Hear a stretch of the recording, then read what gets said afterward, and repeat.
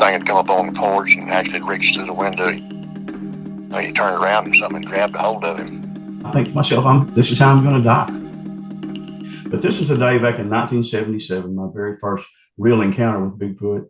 And I was down there one afternoon, and I was a teacher's aide. I'd gotten out a little bit early of school and just couldn't wait to get down there. Well, when I got down there, everything was just like it always been. Real nice day, nice little breeze, not too cold, just right. And before you knew it, I was into my first 3-pound bass, down there fishing. And so as I'm walking down there, I go to a place. This place crosses a little creek called 4 Mile Creek. And so I had to kind of wade across 4 Mile Creek there and go to a place. There's a gas line there. And on each side of this gas line was gravel pits. And so that's where you used to fish. Like I said, I was a poor kid. I had to fish from the bank, didn't have a boat.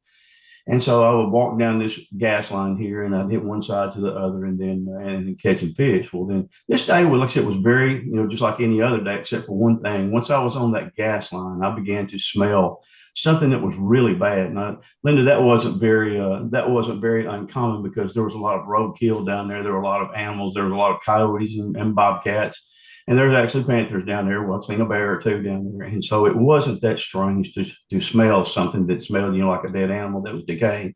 But this was different. This was really, really strong. It really penetrated into, into your lungs. You're like, golly, man, whoever that is really doing some stinking. But once you're fishing, you just kind of dismiss all that things like that. And like I said, nothing else was different. Usually we saw some rabbits there, but this time there weren't any rabbits. And so I thought, well, man, that's strange, because usually they jump out in front of you and they run about 10 or 20 feet. Then they jump back into the brush and just scare you to death, But so I can continue fishing down this gas line right there, again, aware of the smell, but not necessarily thinking anything about it.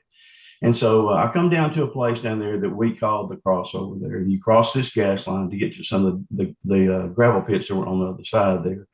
Well, there was one thing that in starting all this, about a week and a half to 2 weeks before, I had been down there and I had lost one of my best lures. So I came back there about, like I said, a week and a half, 2 weeks before to get it. And so as I was walking back to my vehicle, there was something that began to peripherally pace me there on my left side.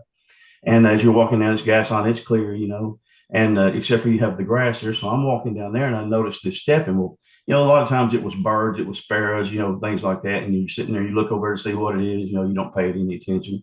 So I continued to walk down this gas line. And whenever I did, like I said, I noticed this peripheral pacing was right there, just right beside me. And I'm like, well, boy, that's strange, because I've never experienced that before, even with my dad. And so I stopped for a minute to listen, and then the noise stopped. Well, I started back up again. When I started back up again, it wasn't long before the pacing continued there with me. And I'm like, oh man, now this is really something different. But I figured, coyotes or anything else like that. And I wasn't afraid. I was 6'2", about 240, something like that about that time. So I wasn't necessarily worried about anything. Wasn't taught to be a fraidy cat or anything else like that. But so I stopped again and I listened. And of course, when I stopped, and it took about extra 2 steps and it stopped. I'm like, well, this is definitely some kind of animal. I knew it wasn't the bird. So I continued walking a little bit more, kind of quickened my pace, walking, not jogging yet, but walking. And so when I did, pretty soon it catches up and it's there on my left side. And you can hear it busting through the brush. You can hear every now and then, you can hear a footstep in there. And I'm like, well, man, whatever this thing is, it seems to be paying me some attention. So I'm fixing to take, I took off jogging and then turned into a run. Well, whenever I did, it wasn't long till this thing was beside me, just boom, boom, boom, just striding through the woods. And I'm like, rats, whatever this is paying me some attention, and I'm the subject, of its interest. So I took off running to get to the place where I had to cross this other creek named Days Creek. When I got to a little forward there, when I got into the woods, this thing screamed at me. And it was one of the most horrible screams I've ever had in my life, even to this day. When they scream, they definitely get your attention. It was so loud that the clothing that you had, like I said, your shirts actually almost vibrated, almost like somebody sitting next to you to stop sign with one of those boom boxes in their vehicle. And so I'm continuing to run. Like I said, this thing is just,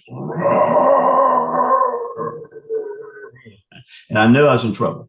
As I said, the thing was that we have every poisonous snake or venomous snake that there is here in the United States, except for coral snakes. And I took off running through this woods to get to another place to cross, and knowing that whatever it was that was back there that was screaming at me on this gas line was going to be a whole lot worse than any snake bite I ever got. Well, man, I jumped into the creek, took off running, came up and ran towards my vehicle. And when I did, I got down to the gas line. I almost afraid to walk in, but I got down to the gas line, looked down the gas line. There's nothing there. don't hear any more. I don't hear any more shrieks. I don't hear any more growls, howls, whatever you like to call it. And I looked around. I thought, boy, you've dodged a bullet here, whatever that was. But when you like to fish, like I said, it doesn't take long till all of a sudden all that stuff is behind you. You can't wait till your next time to go fishing. So that night I went to the store and I bought me a Bowie knife. I was too young to buy a pistol, but I bought me a Bowie knife, and so I thought, well, I've got this booger figured out. If he ever comes back again, uh, we're going to have a come to Jesus meeting, and he's going to be the one to meet Jesus and not me. But so anyway, I come back again, like I said, that week and a half, and to finish where I left off there at this crossover. Right here was when you look down the crossover, and it was old gravel roads, and generally there would be a couple of deer standing down there just looking at you. So I slowed down to look down there. I didn't see any deer or anything, but I noticed that the smell, it was just horrific, rancid, and the smell was very, very bad. And I'm like, man, whatever it is dead, right around here. So I look at the daggum sunlight, and I've maybe got 30 to 45 minutes to cross and go fish a couple more pits, and then still have to get time to get back to my vehicle in the daylight. I had probably walked already a mile to a mile and a quarter, something like that, from where I was. Well, as I began to go down through the crossover there and go on this road, I stopped because there was something that was just, if you want to call it a sixth sense, you can. There was something that was not right. And I stopped and I looked and I'm like, man, there's just, this isn't the way it's been before. And so I looked again and looked again, took about another step or two, and thought, no, there's something that's not right. But I wanted to go fish these other two pits. They generally had the really big bass in it.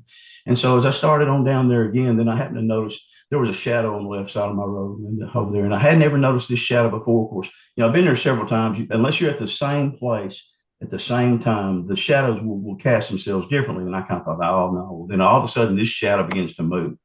And whenever it does, like I said, it's squatted down with knees forward, and then it's got its hand here. It's actually its left hand. Actually, it's got its left hand over here with a limb, and it begins to lift this limb like this right here. And whenever it does, the limb gets to where its natural position is, where it continues to stand.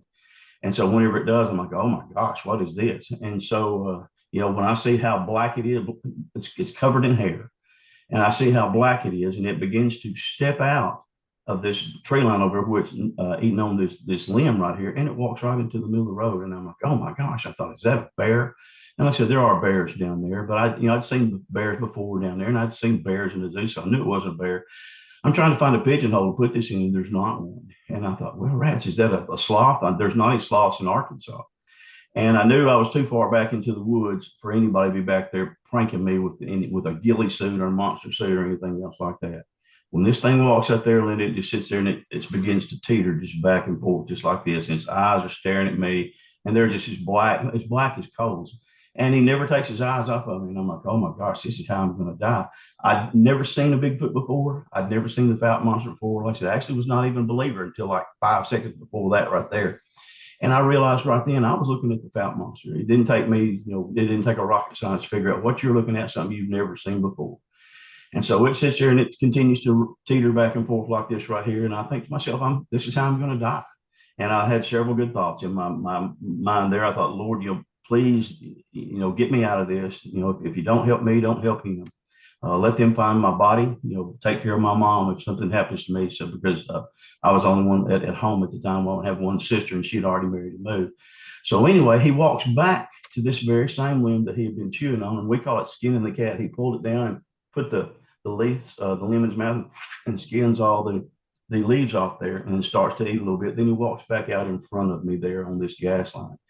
Again, he teeters for a little bit, and I'm like, well, this is where it's going to happen right here. And so I'm kind of trying to ready myself. Like I said, I done pulled out my Bowie knife, thinking I'm going to do something with that. Like I said, that's like 17-year-old stupidity and courage, and or Dutch courage, thinking that knife's going to do a whole lot. But so he sits there and looks at me, and he begins to move again. He's going to take a step forward, and he wheels on his left leg, and he wheels off into the woods. He takes 2 steps, and the third step that he's into the woods, I can't see him and I can't hear him. But I'm still too frozen to move. I cannot go. I want to. I want to go as hard as I can go. But he doesn't. He doesn't come out of the woods. He doesn't make another move. And finally, I get my wits about me a little bit. I'm like, well, if you're going to do something, you better do it. Again, I was a real good swimmer. There were several of these pits. One of my stupid ideas was I was going to dive into these pits, swim underwater, which I could do, and then try to get out on the backside and run back to my vehicle. And so, and also was also a miler at my high school track team. It was track season had just gotten over. So as I was doing that, I thought, well, maybe I can outrun him down here. So as I took off and finally said, well, I'm just going to run over here. I had to run towards the pits anyway if I was going to dive into him. So I started running. Looked back, he was not coming, and so I just continued to run my mile. Like I said, just ran as fast as I could. My first, be the first quarter, then kind of got into a pace where I could get my breath. I jumped over 4 Mile Creek over there instead of wading through it. I actually jumped over it, ran up the side of the creek bed there, and then I had to cross a big old field. And I thought, boy, this is where he's going to get me. I'm wide open, and he's sitting there going to come chase me down. He doesn't get to me there. I go down to there's a covered road that comes in there before it opens up into this field. And this field used to be a old city dump. And so I get into that covered, it's almost like a canopy or an awning of limbs and vines. I keep looking back and boy, just looking, running like crazy, getting over my shoulder. He's not there. Or I get to the gate and I just throw my stuff over the gate and I dove through the gate. I got my keys out. My keys hit the mark the first time. As far as you didn't have fobs back then, you had to actually insert the key into the door lock there. So I did, jumped in right quick. I'm like, oh, thank goodness. And man, I kind of took inventory. I did like this and realized I was crying like a baby and had been. I was hyperventilating. And I'm like, oh, good grief. So as I got my vehicle started, I looked out there and there's my fishing tackle and my knife. And I'm like, oh, rats. So I just looked up there, looked around, see if he wasn't there. I drove up about 5 feet, grabbed my stuff, threw it into my passenger side. And I headed back towards Texarkana, which is about 15 miles away. And so the whole time I'm thinking to myself, if he steps out in front of this road, I'm fixing to have a heart attack. And there won't be, if he didn't kill me back there, it will get me right there. And so again, I'm really upset, just, more passionate in my driving as far as for hitting the speedometer a little bit more. And so finally I get home about 15 minutes later and go in there and I sit down and I sit in my recliner. I had a recliner that kind of spins around as this right here does. And I sit in there right quick and just throw my head back. My mom comes in. She goes, "What is wrong with you?" And she could tell I've been crying. And because I didn't cry back then, I was pretty well, I was pretty well big boy. Didn't cry very much.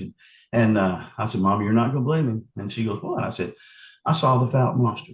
And she goes, "The Fouke Monster?" I said, "Mom, I saw the Fouke Monster." And then she looked, and she could tell by the look on my face, just exactly that I was telling the truth. And she goes, "Well, son," she said, "I believe you, but I just don't think I'd tell a whole lot."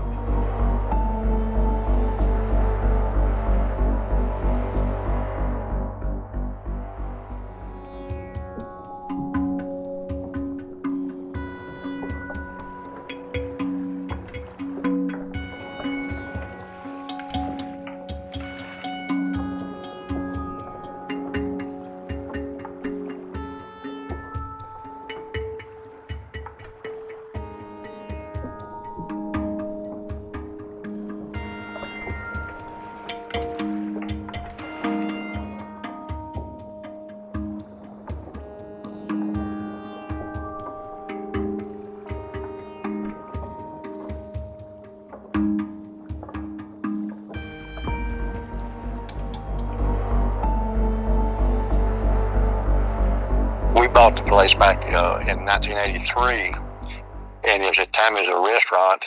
We added on to it, and it kind of graduated into more things. And we from the restaurant, we got into more making it more of a deli and a convenience store.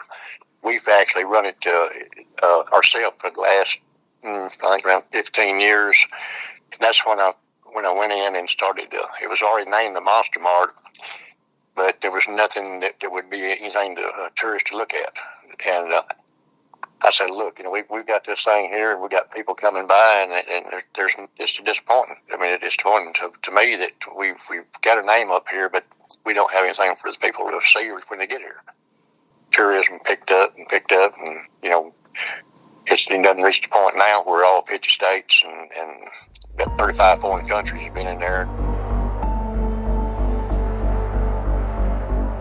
Told my best friend later on, told the coach who I was a teacher's aide for, and they both of them that they laughed and they're like, "Man, you don't make up stories. You're not one to do something like that, but you didn't see the Fouke Monster." I said, "Yeah, I saw the Fouke Monster." "You ever seen the Fouke Monster before?" "No, I've never seen the Fouke Monster before." I said, "But I saw the Fouke Monster." So anyway, I just, after that right there, and they believe there's a difference between somebody listening to you and somebody believing you. And I could tell they believed in my character.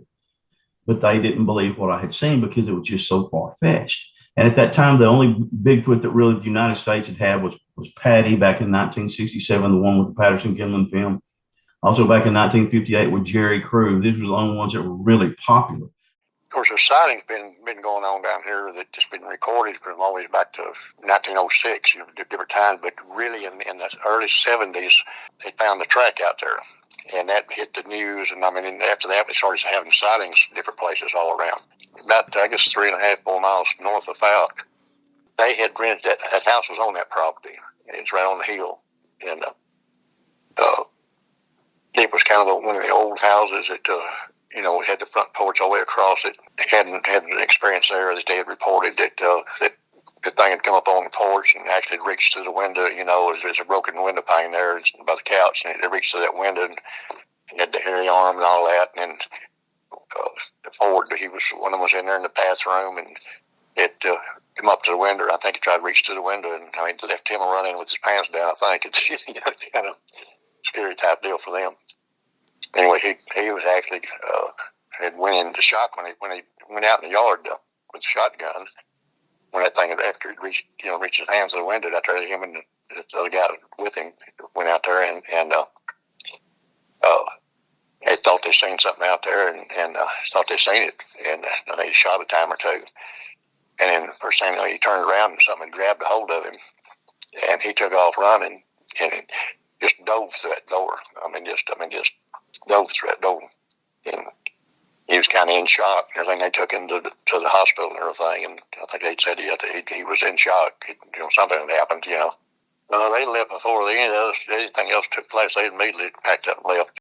Well, about 8 years later, I have another encounter with this creature about 5 miles from where I had this original encounter, and I had my 8-year-old nephew with me, and we were on a boat ramp. We had come in about 30 minutes after dark. And as we were laughing, cutting up, and we had caught several fish, we'd had a good time. And so as I go to get my boat and my truck, I back it down. We're having a good time. So as we're pulling the boat up on the trailer right there, and I'm not even tying it down, all of a sudden again, this scream, the same one I'd heard back 8 years ago, comes again. And you can look in the corner of this parking lot, and all of a sudden you see this shadow stand up and take off running. My nephew's like, "What is that?" And I said, "Get in the truck." He goes, "What is it?" I said, "Get in the truck." I said, "Chris," his name is Chris. I said, "Chris, get in the truck." So he gets in the truck. I walk around. I don't even tie my boat down. I drive about a mile to where there's a highway intersection. I tie my boat. He goes, "You're not getting out, are you?" I said, "I'll be fine." So anyway, I tie it down. We get back to Texarkana. That's the last time for a long time I was down. I didn't mean to become a researcher.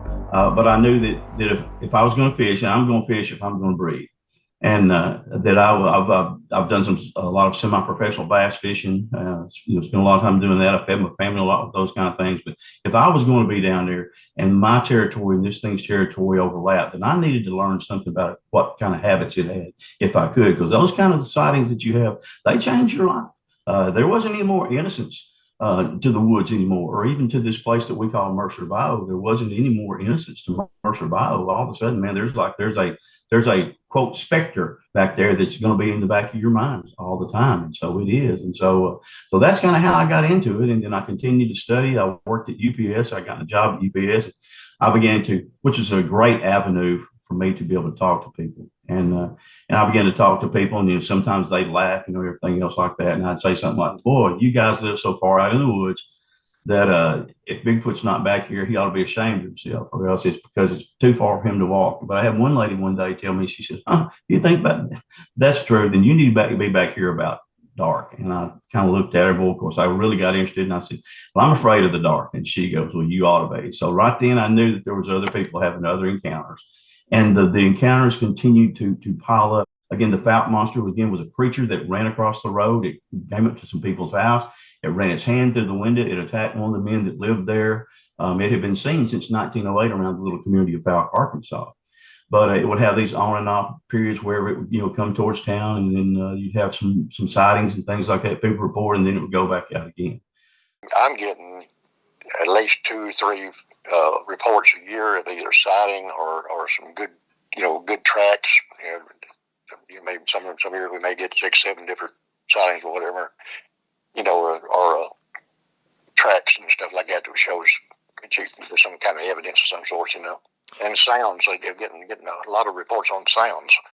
I know that there's been right there within a mile of where I've had my sighting, there's been 5 more sightings. And there was one about 3 years ago there, a lady that I actually knew.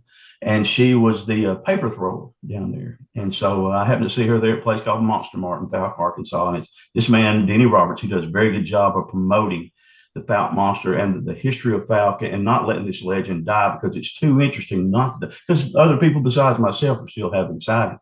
But this lady comes up to me and she goes, Will, I said, Tracy, is that you? And she goes, yes. Well, you've seen the creature, haven't you? And I said, oh, yeah. And she goes, well, so have I. I said, really?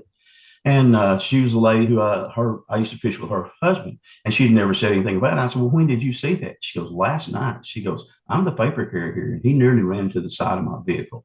So I asked her where it was, went down there and researched, and sure enough, there the next day when I go down there with my camera, everything, I find a calf whose neck has been broken right there on the edge of a honeysuckle trail coming out of the woods. And then I found 7 tracks across the road.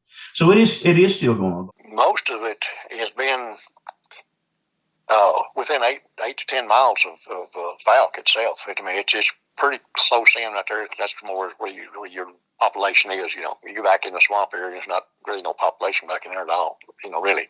So their sightings I would say probably more around the Sulphur River area. Close to the Sulphur River area, which is the main water running through that. Like I say, you got the Boggy Creek and Days Creek all runs over in that area. Of May the 25th, and there was actually 3 of them that were crossing. They're redoing a lot of the Bayou down there to make it where more people can fish it, more people can enjoy it, because it really has been rustic, and basically neglected. But now they're cleaning it up, and they've got a clean place there. The grass is just green. And I was actually doing a video for one of the podcasts that I do. And when I did, I heard one go knock on the side they knock on trees.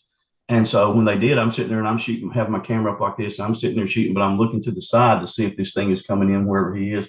So as I'm sitting there looking and I turn back, there's 3 of them that are running across this trail right there. So that's the last time that I have actually had a visual with them. Now I've had some where I've been in the woods, and like I said, and they've been around. You can hear them knocking. You can hear them, sometimes growling. They do make other noises that appears to be some kind of communication that's meant for them that I certainly don't understand. Place called Thorn Wells down there that gets some activity down there. I'm getting a report personally out of some friends I know lives back in the bottoms that grew up with, that they just don't like to talk about it. But I asked them point blank, is there any activity going down there now? And they told me yes.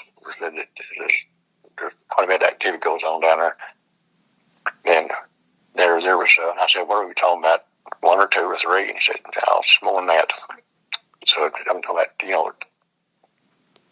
they're more than just, there have been reports of 3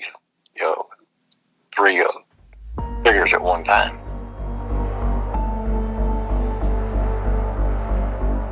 It's really, really, really good. I mean, it's so, a lot of the Sierra sounds they have, the best Sierra sound I ever heard was a little town called McNabb, about 30 miles from Texarkana. My son and I were bow hunting one afternoon.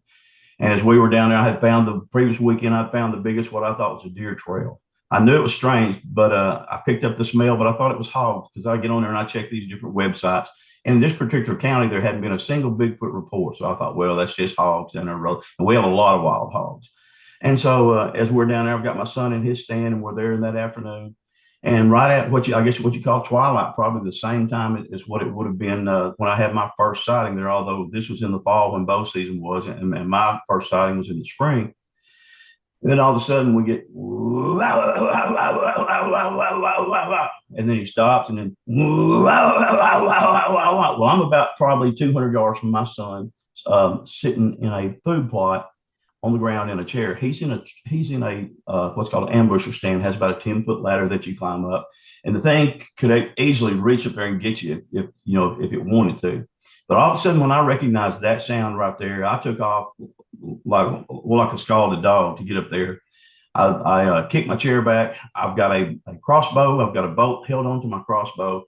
I've got a pistol, and I've got a pocket knife, and then I've also got a machete. And I'm running up there trying to get up there to where my son is, because I know he's afraid. And my son had been educated to the things that I had happened to me.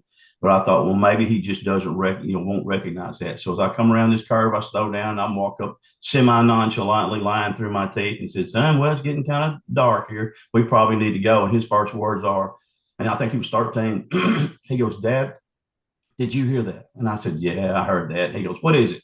And I said, "Oh, that's just a couple of barred owls laughing." He goes, "No, it's not." He said, "That's the sound that Bigfoot makes on the Animal Planet." Well, he was totally correct.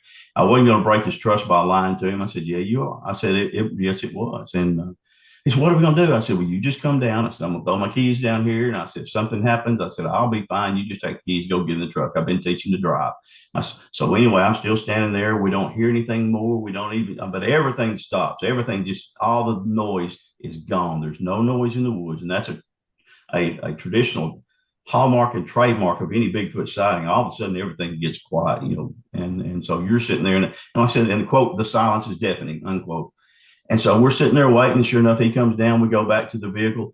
The thing doesn't introduce itself, but that was the greatest I have ever heard, Linda, as far as for because it was actually like a what they call the Sierra growl and the Moorhead sounds right there. It's very much, and I've actually taken those Sierra sounds. I have that CD and gone down to this place called Mercer Bayou, back my truck down the ramp, open the doors real wide, and I have a real good sound system on my truck, turned it up so the noise would hit the water and vibrate through the woods. I've actually played those sounds, and I've actually had responses from the Bigfoot that are down there. I don't believe we've got something that goes out and hurts people and all that kind of stuff. I think that what we're dealing with is it's a fast, it's invasive, it's intelligent, and I feel like it's harmless. But I think it's intelligent enough and maybe got that sixth sense or whatever you want to call it, that it knows if you're a danger to them or not. Animals can know where you're a danger. A dog will know where you're you don't like them. Some people just can't get around dogs because they don't like dogs, and dogs know they don't, and they get bit. Things like that. But I don't think people got something that. Some of the reports I get, people come in the store, and it's like I say, they come from all over the world in there, and they come in with their stories, and me some of their stories that they're here, and what they're telling me is pretty close, descriptive of what we've got here. And we're talking about, we're talking about Oklahoma, we're talking about up in Ohio, we're talking about just all over the country. Evidently, these things are around. All these people that go out and they have on camouflage and all this other stuff like that, and which to me is a waste of time because they know you're there when you drive up. It's not like, oh, well, I'm going to hide from them and I'm going to sneak up. No, they know you're there. And so, like I said, we'll drive up there and just open up. And like I said, and I do. They've responded sometimes just almost instantly. And when you hear these woods are so thick, and this bayou runs about 14 or 15 miles through there, and it's probably at its widest point maybe 50 yards across. So man, that noise just carries down there. And it was at a place where a friend of mine has actually seen two mother Bigfoot, and that each of them had twins, which appears to also to be a classic hallmark of Bigfoot. That a healthy Bigfoot mom will generally have twins. In some areas they're mean and dangerous, and some areas are kind of like I feel like ours is kind of meek and mild. Basically just want you to leave me alone. I think there are more here. Like I said, this bayou runs from a place above, just east of Dallas, Texas, close to a town called Cooper, and there's three branches of Sulphur River. And so as they go down Sulphur River there, and then it splits, and then Sulphur River eventually comes out of Cooper Lake Wright Patman, and then it goes into Arkansas there, and then it joins the Red River down there right about Louisiana. And girl, it is very, very thick. There's places down there that if you talk to some of the locals down there, and I myself believe so, there's places that human eyes have not seen before. But my dad had a friend who was he was a safari guide in Africa, and we were telling him about some of the things that happened back in 1971. He goes, "Well, I'll tell you what, if somebody told me there was anything from a tiger to Tarzan on the banks of Sulphur River, I would believe it." Now, this is a man who'd been there on the African savannah hunting lions. And you could see in his voice that there was no doubt in his mind just how rustic and how primitive. It's undeveloped for hundreds of miles there. You might have somebody with a squirrel camp that's built a lean-to or something like that, but it has a lot to do with the fact that and then you've got the river that runs through there, and you've got so much food that goes to there, and they're basically undisturbed down there. So I think that has a lot to do with that. I also have an area up there right in the right in as the Ouachita Mountains start in Arkansas.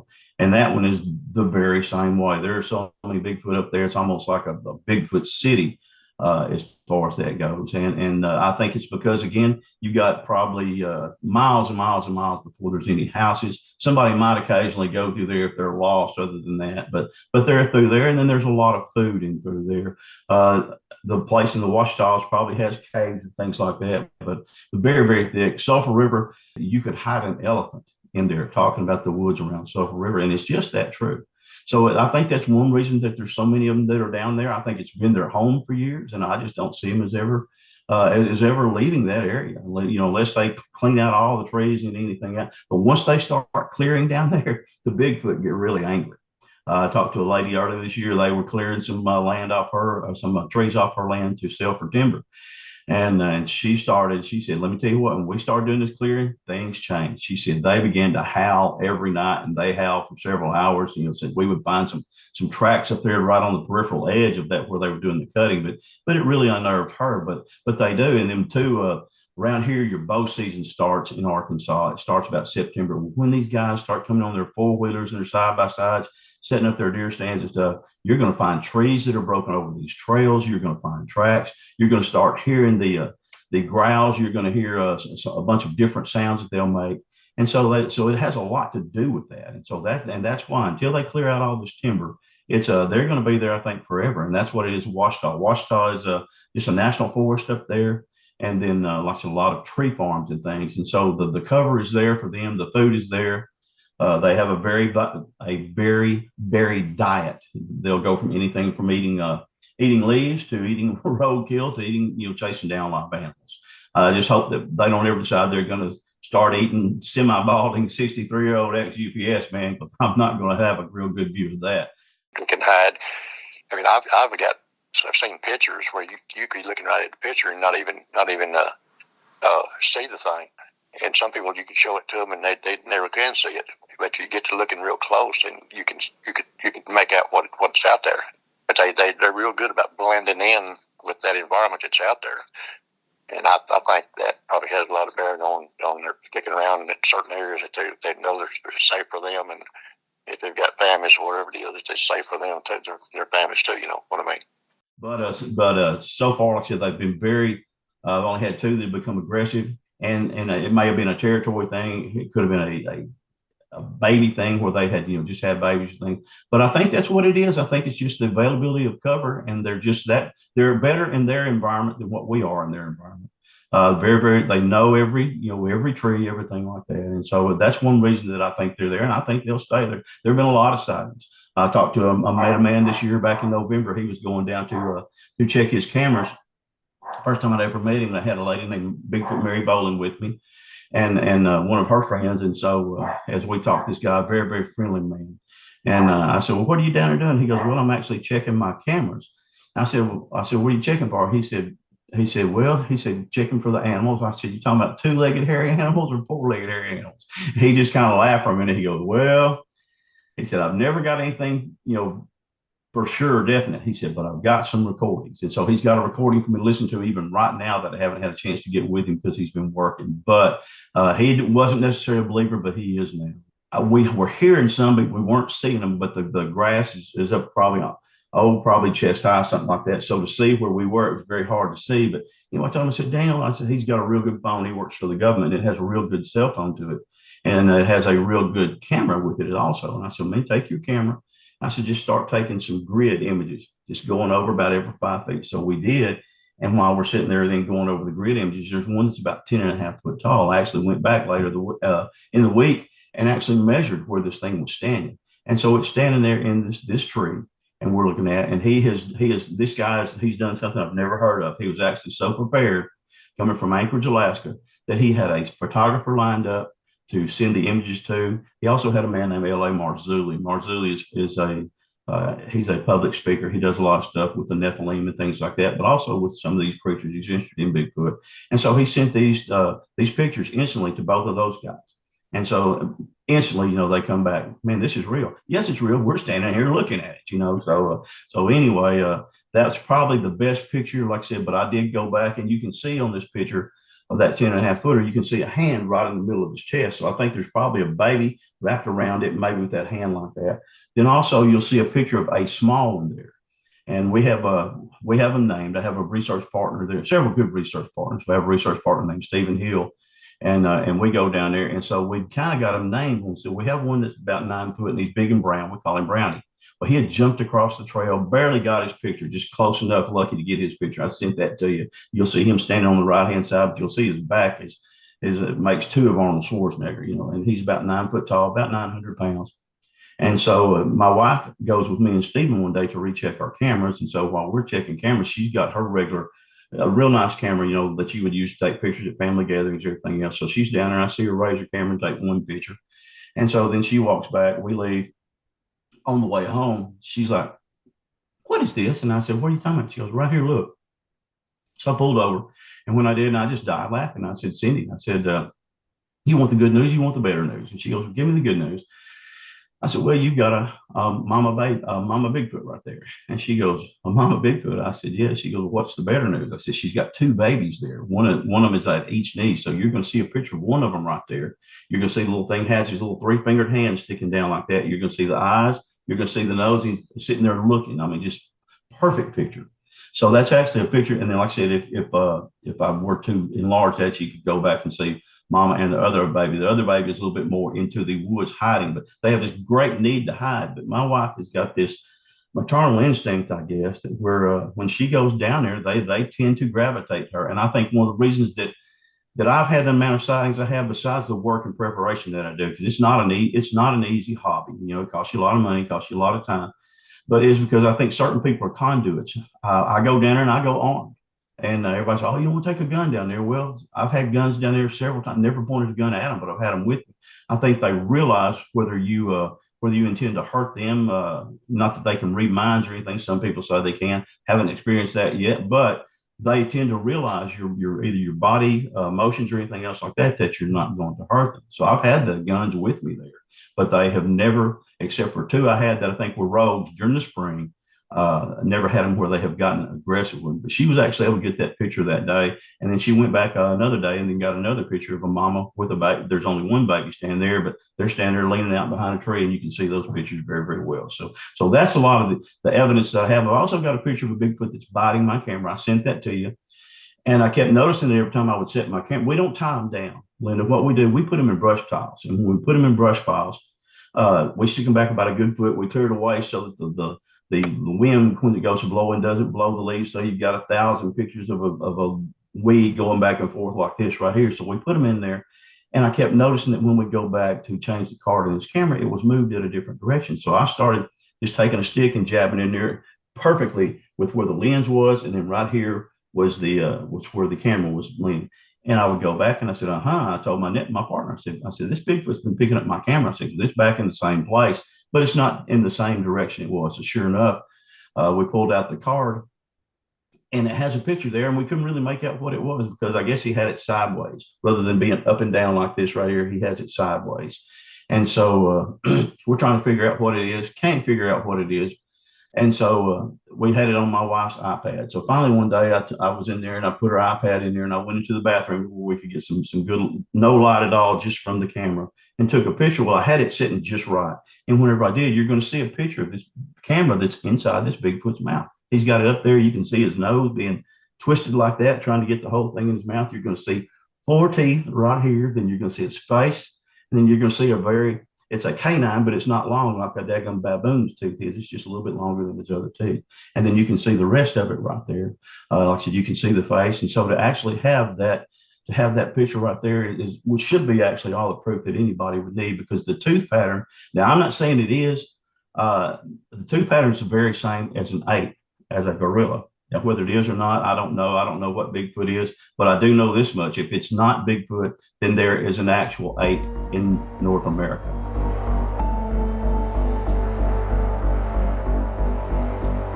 I mean, pictures of 22-inch feet. I've got a picture of a 14-inch hand that was into the ground where it was actually looked like it had been killing a deer, where the whole handprint is there. I've also got a picture there off of Little River in Arkansas where the footprint, the big toe is splayed out like this right here. And then the other 3 fingers are like this, and the footprint is 18 inches like that. When we go down, I've got my son with me. That's on June 20th, 2020. And it's the day before Father's Day. And so all of a sudden we looked in there and we can see where the thing throws something. I can see the top of his hand. I said, Reese, there's a Bigfoot down there. So sure enough, we pull up there. When we jump out, he hears the truck start. He starts heading away, and we hear him running up the side of the river. Well, so Reese is like, oh, well, that's kind of your imagination. Well, all of a sudden we get we get three of those. My son gets both his pistols. He looks like Wild Bill Hickok because he realizes I've never experienced that before, Dad. So again, like I said, in that foot is just like an ape. And so if Bigfoot is not apish, it's quote ape man ape, or he has some ape-like tendencies. If it's not, then there's a North American ape that's here in the Ouachita Mountains.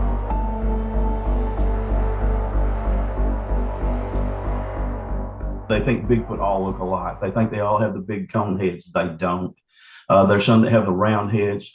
There's some that are a little bit shorter than others. They don't all have the same hair color. They have a lot of the same mannerisms. But these are things I'm telling you not by what I speculate. I'm telling you things that I've experienced and that I've got pictures for. You can see the difference. Bigfoot pictures that I've sent you right there. You can see they don't all look the same, but they have a lot of the same characteristics. And like I said, so far, thank goodness, all but those two of all the experiences I've had have been very accommodating towards me being in their territory and not being aggressive or anything like that towards me, my wife, or my son. I went to the art museum up in Kentucky about the third week in January, so I left the camera out, and instead of taking it out. So whenever we come back, I go to get the camera. One thing we find right there, we find that there's a Bigfoot standing there looking at my camera, and he knows exactly where the camera is. And you can see part of the teeth and things like that. Great old big head. He's probably 800 pounds the way he looks. And then we got, when my buddy came down the next week, then we've got two tracks. One of them's about 20 inches and others about 18, amongst a bunch that had been washed away. We had the tornadoes in Arkansas, and all the tracks go. So one day there, I promise you, there was probably 40 divots in there where it looked like the troop had returned from wherever they had been, where they wintered and came in. There, deer, Bigfoot and deer, they both have areas. They have areas where they sleep. They have areas where they eat, and they migrate between one to the other. So that's where we were finding all these tracks too.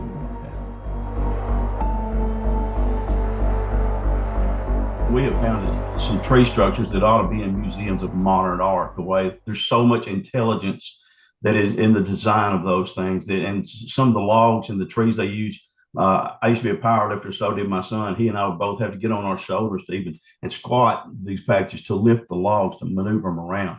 And then too, we find places there that are that they have there. It looks like we found one there last year where we were finding some upside down Ys. Like here's the top of the limb, and then my arm is the stick. And we get to those Ys, and it looked like something had crawled up the tree and actually had their own I'm gonna say travel network, so to speak. And so my buddy Steven actually researched that more than I got to at that time. But we found that in several places. So they do use the stick manipulation I think like one of the things I learned whenever I was a young man there, as far as manipulating through the woods to mark my trail with trees and things like that. Well, they do as well. They're very most apes. I'm gonna say apes as a loose term there. Most creatures like that tend to use. They use them as tools. They use them as side markers. They use them to keep their trail. They use them they'll scent those. Even a deer will sit there and he'll mark his territory. He'll paw into the ground, big old spot like this, and there's no leaves in it, and then he'll wee into that spot right there. But he'll take his eyes and he'll rub his eyes on the bushes up above where this ground is. And Bigfoot, I'm sure, does the same thing, because you can smell on these trees. Sometimes you can smell the smell where they've actually rubbed up on the trees. So they do use that stick manipulation. Again, I've even found some pictures or two there. One of my friends that called me, little town about 30 miles from here, and it was almost emergency. I thought somebody was sick, and he goes, "Man, you need to get down here." I thought, "Oh man," his dad's probably 80 years old, and I thought maybe something had happened. I said, "What's going on?" He goes, "You need to come see this picture in the middle of the road." This thing had actually drawn a picture in the middle of the road, and they're that intelligent. I'm not pulling your leg. In the top, you've got, looks like arms in a parabola fashion. You've got a little bitty head right there, and where this head was, this thing had actually put some hair. It's the truth. You had a little bitty stick body and then the legs, and this thing took up the whole.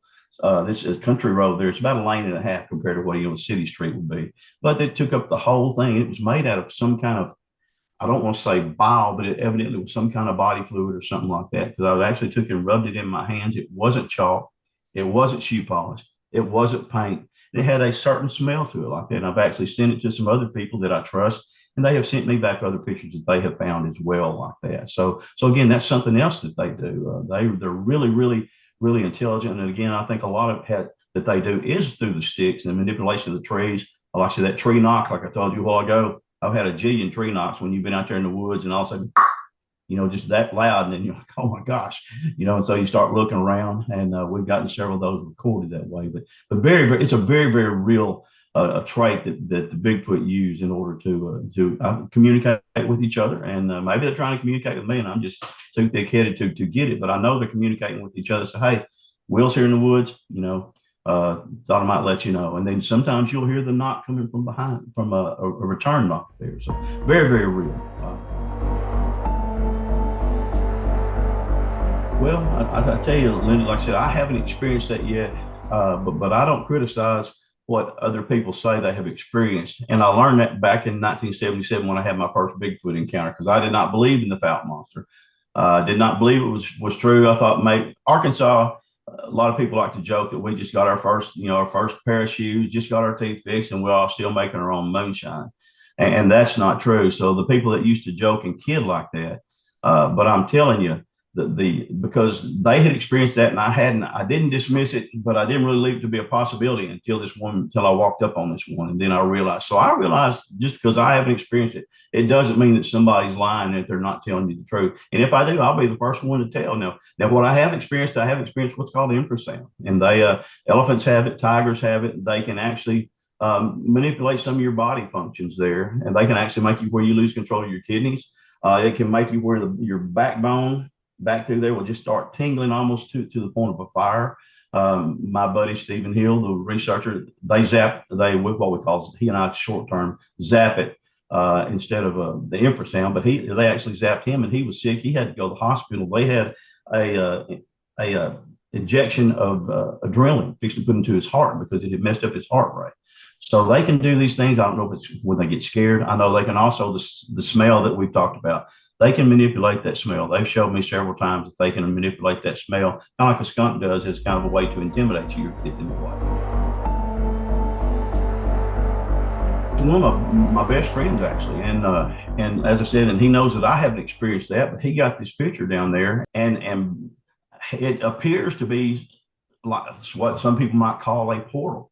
And so he showed it to me, and he still got it. He's got it on his cell phone, and it was just something that you look at and like, oh my gosh, this is something that I've never experienced, but it could be, So if I don't know for sure, but I know I trust Keith with my life, and by that, and so I'm sure that the way he's describing that encounter, the way he got that picture. But I believe that there are people out there. Enough people are saying they've experienced it. That I'm certainly not going to dismiss what they have. Again, I can't make an educated opinion of it because I haven't. But if I do, like I said, I'm going to be the first one to tell you, And the people that I trust, like Keith and some of these other people, I'm certainly not going to doubt their word. So I'm no know-it-all. There's not any experts in this field for sure. Each of them, the Bigfoot may have a different set of I'm not going to say powers, but things the good Lord endowed them with that they can do that the others may not can do, that helps them to be hidden for all these years, being 9 and 10, 11 foot tall, but yet they haven't yet been discovered by, quote, science, unquote. Whether they have or not, whether they tell us the truth or not, I don't know.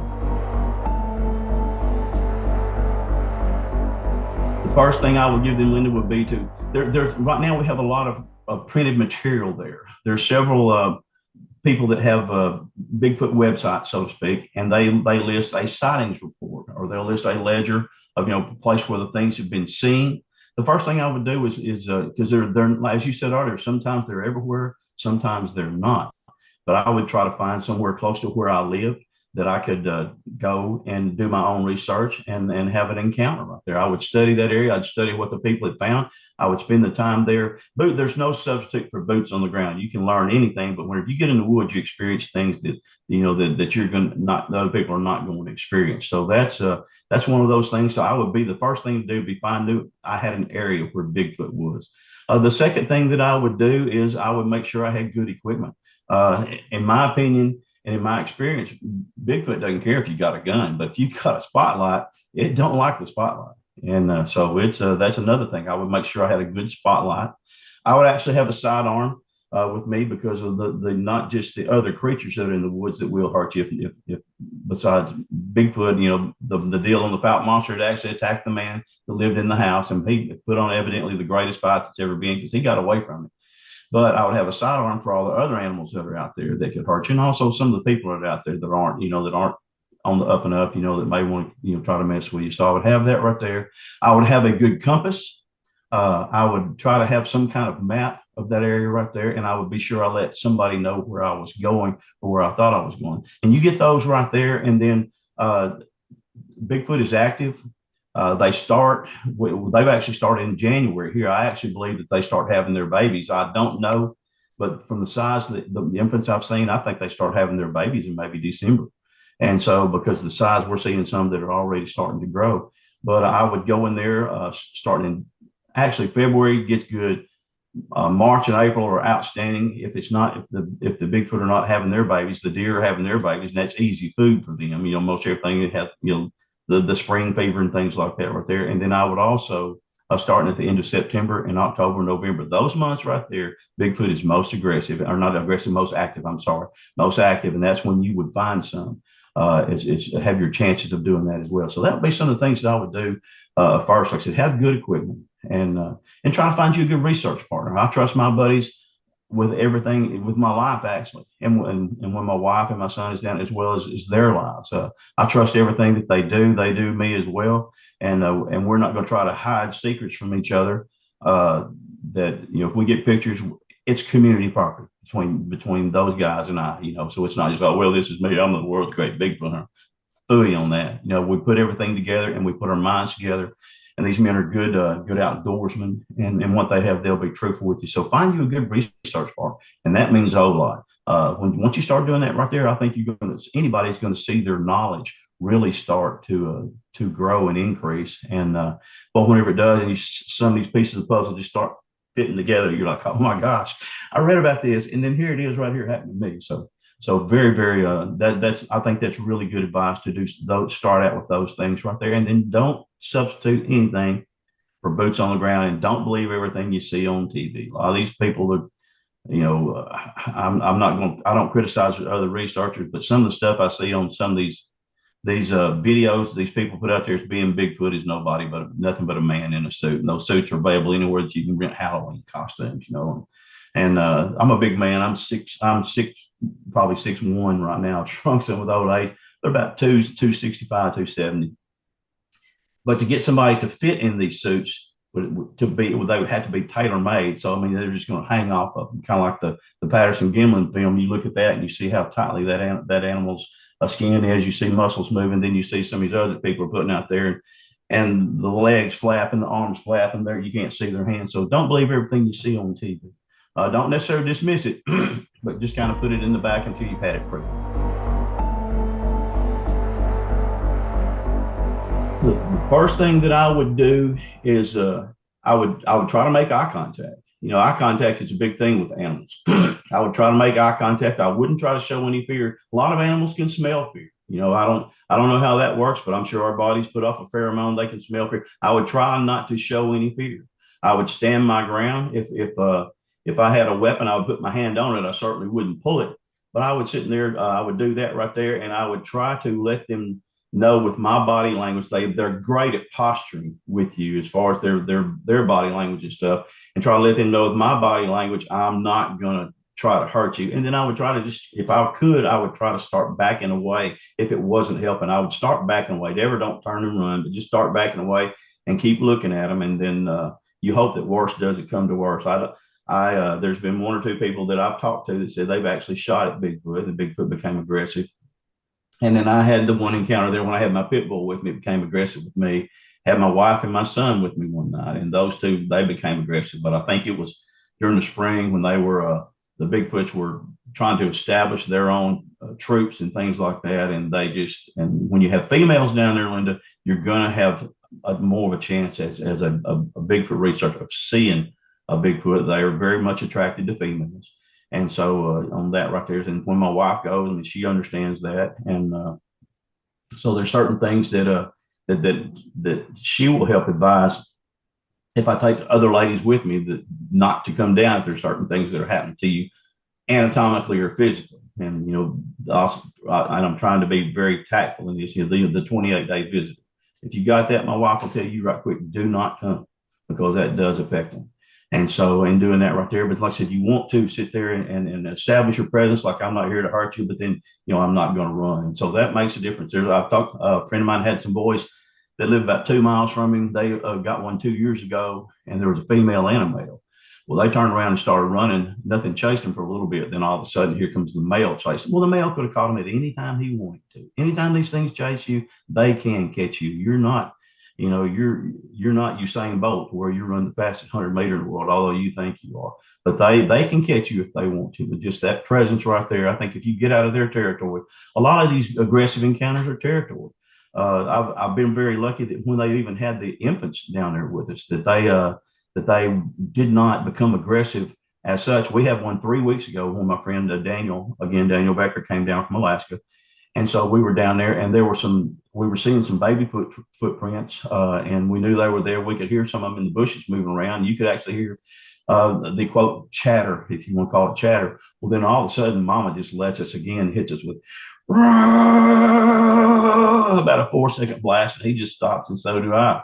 My next step is I want to see what she's going to do, whether she's blasting us to talk to other creatures that may be in the area, to be talking to the juveniles that are there around her, whether she's actually warning us to say, hey, you guys are close enough. You need to be careful with what you do. So the thing is, if you can misinterpret any of that stuff right there, but you don't want to. You can act in haste and repent in leisure. So just very much take that time. And so the more experiences that you have, I think you're going to the ones that we have up there around the Washita Mountains. I think they know us. They know my truck.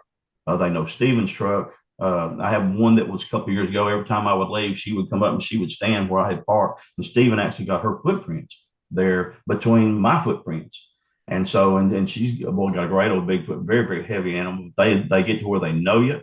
And like I said, with my wife being there, they actually, when she does the greatest call I've ever heard. And they will actually, it seems like they kind of gravitate towards the edge of the woods so they can see who's there making the noise and things like that. So I think they do recognize you. And so that's one thing that you want to do. The more time you spend in there with them, the more they're going to get used to you. And I think that then your chances also will become better after that. Yes, ma'am. I want everybody to know, without a doubt, I'm not lying to you. Bigfoot is a real creature. And if are a real being. A lot of people get mad when I use the word creature. I don't mean that in any kind of derogatory way. But Bigfoot is a real being. They do run in family groups. They have their own group, whether they've been adopted or grafted into their groups, but they do run in groups like that right there. They're very real, but as a rule, thank goodness they're not. They'll defend their territory, but they're pretty passive as far as for live and let live. And don't expect that you just because you're close to the city limits that you won't have an encounter. I talked to a man yesterday in a little town of New Boston, Texas, which is about 20 miles west of Texarkana towards Dallas. And he had one that was, whenever he was a little boy in this area, it was coming up to the window when him and his brother had some bunk beds. He'd come up and it would scratch on the window. Well, then as time went on and he realized things were there, they never had any kind of aggressive encounter. But then about a couple of years ago, when he went outside and let out his dog just started freaking out. And he said, you don't want to be out here, huh? Well, then he smelled the smell, and the thing was just right across the road over there. So, like I said, and it was right there on the edge of this little town of, a couple of thousand people. So just because you're in town, don't mean that these things will not come. They're very, very curious. Some people think, well, they don't want to have anything to do with humans. That's not so. We're their entertainment. Some people say, well, we're their cousin. Maybe so, maybe not. I don't think so. But on that right there. They're very much fascinated by what we do. And so with that right there, don't assume that just because you're here in town that you can't have a Bigfoot sighting, that you can. And a lot of the state parks that you're hearing about, the things that go in the state parks, the boat ramps of all the different lakes and stuff that I've fished. Man, I've had encounters at those boat ramps just blow your mind. So again, with that right there, know for sure, folks, that these things are real, but as a rule, they're not going to hurt you. Just stand your ground and be prepared. Don't run down other people because you haven't experienced something. Just because you haven't experienced it doesn't mean it's not true. So, but do understand for a fact that these creatures. I saw one of my first ones there. When I started going to the Washita Mountains, I was driving my son home from. He was preaching at a little small congregation there. And as we're going home, I see something walking down the side of the road, and I told him, I said, "Man, it looks like a hitchhiker up here." I said, be careful that he don't try to throw a rock or a bottle into the windshield or anything else like that." Well, he looks up from his cell phone, he keeps back on. Then right as we get up to it, this thing turns around and looks, and then it's a Bigfoot walking down the side of the road. But it's a Bigfoot that I had a place where I had suspicions for years that the Bigfoot lived there. Well, anyway, I slammed on the brakes. He ran across the back of the truck. I saw him cross the road, and that's how we found this area that we're in right now with the Washitas. Wouldn't your suspicion that you have, sometimes those clues that they feed in you after you research for enough time, you're gonna realize that, hey, my suspicions may be real, and so you check that out. But it really is, they're very real. Like I said, they don't mind coming into the city if they need to, but as a rule, they're not going to hurt you. It's not something that you need to go out. We Americans, anything we don't understand, we classify as a monster, and that's not true. They're not, even though it's called the Fouke Monster. It's the encounters I've had. I've encountered this monster and his family down in the Fouke area probably 7 different times. I had one with a mama that had a baby. She was throwing pine cones and she was throwing sticks. I knew there was probably some reason she was really aggressive, although I wasn't sure it was a female at the time. Then all of a sudden, whenever I finally start walking away, I keep looking back, and she kind of ducked behind that tree. So finally, I just threw my camera up over my shoulder and took the picture. Well, there she is leaning out from behind the tree, and she's got the baby in the middle of the chest right there. So again, really, really interesting. You never know when you're going to have this type of encounter, but rest assured that these are real. They don't just occur in the Pacific Northwest. The first sighting that I know of that's recorded of, and I've studied this, my gosh, a lot, 1721 in Natchez, Mississippi, back during the Louisiana Purchase, before the Louisiana Purchase ever became part of the American territories. And a guy called Charlevoix, Louisiana, you can look that up on your cell phone, Charlevoix, Louisiana, Charlevoix Bigfoot, and it will come up there, and you can read that tale of that right there. So again, there, and then Arkansas had their first encounters there that were documented in 1834. That was 2 years before it became a state, and also before the Civil War. So then you have one in Georgia, 1829 there. So it's actually in the Pacific Northwest. More of the documented recordings early are in the middle part of America, and then the Pacific Northwest, whether it wasn't as well settled as settlers gravitated west over there, then maybe more stories became available for them to document. But most of the time, it came to the part of Middle America here. Texas and Oklahoma right now are hottest business. There's a lot of Bigfoot. Arkansas has got a lot of Bigfoot, and so Louisiana, the swamps of Louisiana, man. So again, they're here. They're in probably every state that I know of at least has one sighting, except for Hawaii. And Hawaii, that's because the animals in Hawaii were all brought in there by the settlers for people to hunt. There wasn't any natural wildlife there in Hawaii. So that's pretty well it. And then, like I said, but you can be a conduit. These things may be attracted to you. I think they're attracted to me. I think they're attracted to my wife. People are conduits. You may be one. You may not like it, but after a while, it's going to be something that's going to be a positive experience in your life that you're going to be able to tell people about. And so that's how mine is. That's why I do this. I'm not monetized. I don't make money on this stuff, but I do this because I'll do it, money or not, and to let people know that these things are real. And it's something that if you get a chance to experience, go out there and do this and share your information. So many people think, I'm gonna get that $1 million picture, I'm gonna get rich. You ain't gonna get it. I've got 50 pictures, good pictures of Bigfoot, and I ain't made a penny on any of them yet, as far as that goes. So understand that, but I should go out there with the right reasons.